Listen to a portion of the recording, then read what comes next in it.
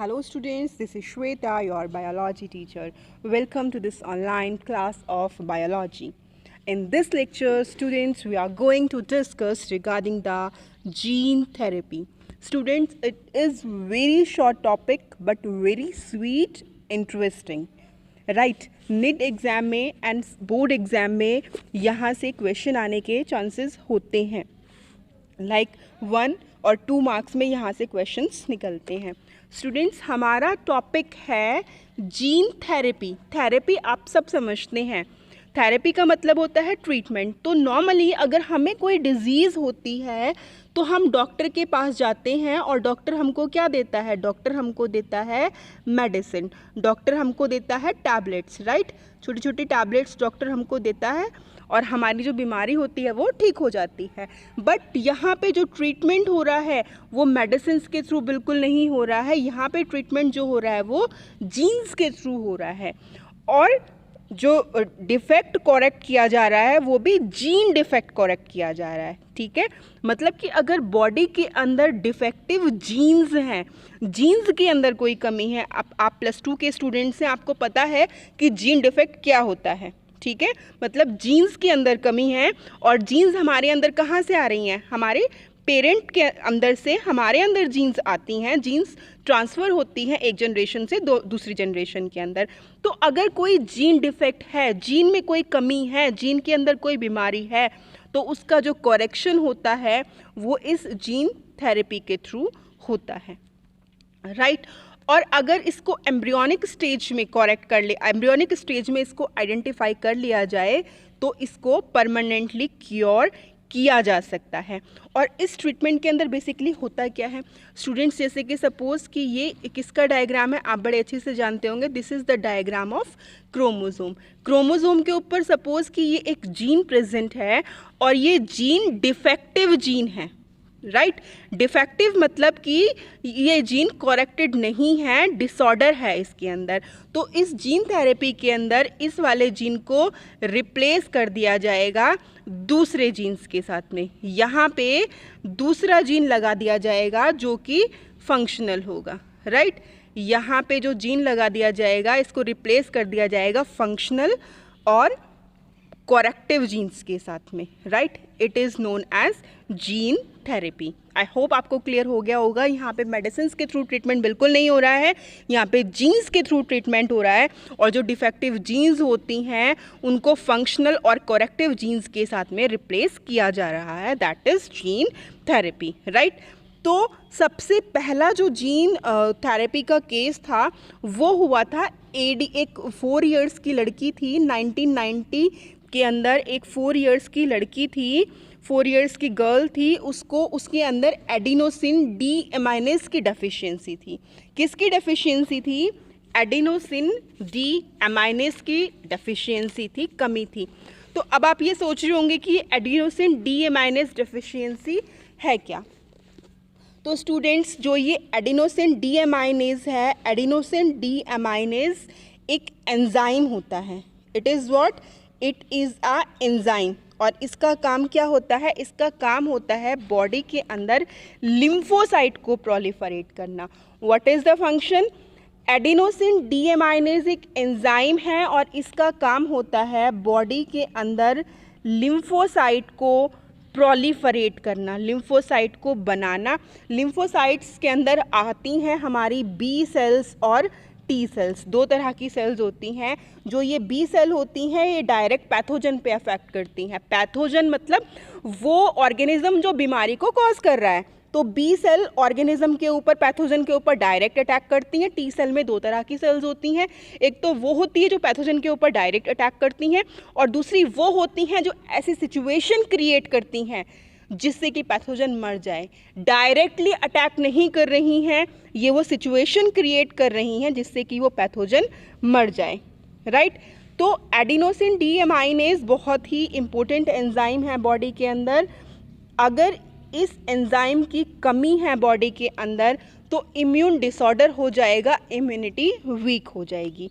Right. तो अगर किसी पर्सन के अंदर एडीए डेफिशिएंसी है तो इसका मतलब ये है कि उस पर्सन की बॉडी में वो जीन नहीं है जो एडिनोसिन डीएमाइनेज एंजाइम बनाए, या तो जीन एब्सेंट है, ठीक है, और या जीन डिफेक्टिव है। अगर जीन डिफेक्टिव होगा तो डिफेक्टिव एडिनोसिन डीएमाइनेज प्रोड्यूस होगा जो कि नॉन फंक्शनल होगा, और या फिर जीन एब्सेंट होगा। अगर जीन एब्सेंट होगा तो एडिनोसिन डीएमाइनेज प्रोड्यूस ही नहीं होगा।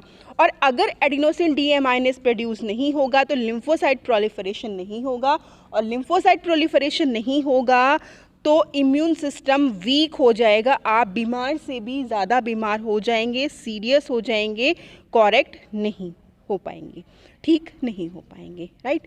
तो इस डिसऑर्डर के अंत को ठीक किया जा सकता है। कई तरीके हैं, ऐसा नहीं है एक ही तरीका है, कई तरीके हैं। स्टूडेंट्स इस चीज़ को बड़े ध्यान से पढ़ना, क्योंकि नीट एग्ज़ाम में ऐसे ही क्वेश्चन आते हैं जो अभी मैं आपको बताने वाली हूँ। तो सबसे पहले जो ट्रीटमेंट है यहाँ पे स्टूडेंट्स, वो है एंजाइम रिप्लेसमेंट थेरेपी और बोन मैरो ट्रांसप्लांटेशन। एडीए के अंदर कई सारे ट्रीटमेंट हैं।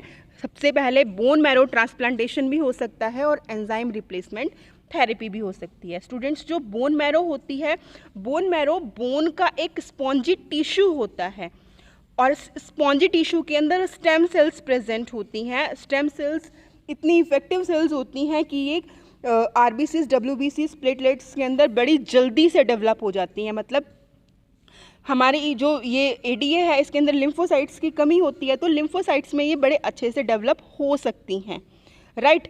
Bone marrow transplantation, listen to me carefully. Bone marrow spongy tissue जो कि स्टेम सेल रखता है, और स्टेम सेल बड़ी जल्दी सेल्स के अंदर प्रोलिफरेट हो सकती हैं, राइट। और दूसरा ट्रीटमेंट है एंजाइम रिप्लेसमेंट थेरेपी। हमारी बॉडी के अंदर किस चीज़ की कमी हो रही है? एडिनोसिन डीएमाइनेज की। तो जिस एंजाइम की कमी है बॉडी के अंदर, उसी एंजाइम को बॉडी के अंदर इंट्रोड्यूस कर दिया जा रहा है, ठीक है। बट ये दोनों के दोनों अप्रोचेस कंप्लीटली क्यूरेटिव नहीं है। आपको यहाँ पे ध्यान देना है।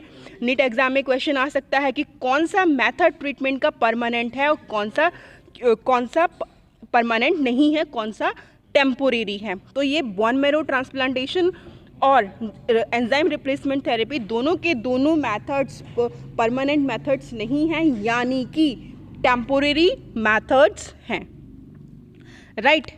उसके बाद यहाँ इसके जो तीसरा मेथड है वो ये है, यहाँ पे बायोटेक्नोलॉजी अप्लाई की जा रही है। यहाँ पे पेशेंट के जो डिफेक्टिव जीन्स हैं उनको बाहर निकाला जा रहा है, जो कि मैंने अभी आपको पहले बताया था थोड़ी देर पहले। डिफेक्टिव जीन्स को बाहर निकाल के कल्चर किया गया और उसके अंदर फंक्शनल एडीए को इंट्रोड्यूस कर दिया गया। मतलब उस जीन को इंट्रोड्यूस कर दिया गया जिसके अंदर एडिनोसिन डीएमाइनेज था। जब इस जीन को इंट्रोड्यूस कर दिया गया, उसके बाद पेशेंट की बॉडी में रिट्रोवायरस के थ्रू वापस से डाल दिया गया, ठीक है। बॉडी में रिट्रोवायरस के थ्रू, रिट्रोवायरस आपको याद होगा, आपने एड्स में पढ़ा है, रिट्रोवायरस के थ्रू बॉडी के अंदर वापस से डाल दिया गया, ठीक है। बट ये मेथड भी इतना क्यूरेटिव नहीं है, क्योंकि जो लिम्फोसाइट्स होते हैं, लिम्फोसाइट्स की जो लाइफ स्पेन होता है वो सम वीक्स टू 1 मंथ होता है। तो मतलब फिर से रिप्लेसमेंट इसको करना पड़ेगा, ठीक है। जो परमानेंट मेथड होता है एडीओ को ट्रीट करने का, वो होता है अर्ली एम्ब्रियोनिक स्टेज में अगर इसको ट्रीट करा जाए, ठीक है। आपको ध्यान देना है, अगर अर्ली एम्ब्रियोनिक स्टेज में इसको ट्रीट कर लिया जाए तो परमानेंटली ये ट्रीट हो सकता है, ठीक है। जो ये वाला मेथड है जहाँ पे हम रिट्रोवायरस को इंट्रोड्यूस कर रहे हैं बॉडी के अंदर, ये भी जो मेथड है ये परमानेंट मेथड नहीं होता, क्योंकि लिम्फोसाइट्स इमोर्टल नहीं होती, अमर नहीं होती, इनका पर्टिकुलर लाइफ स्पेन होता है। कुछ टाइम के बाद फिर से ये टेक्निक अपनानी पड़ेगी।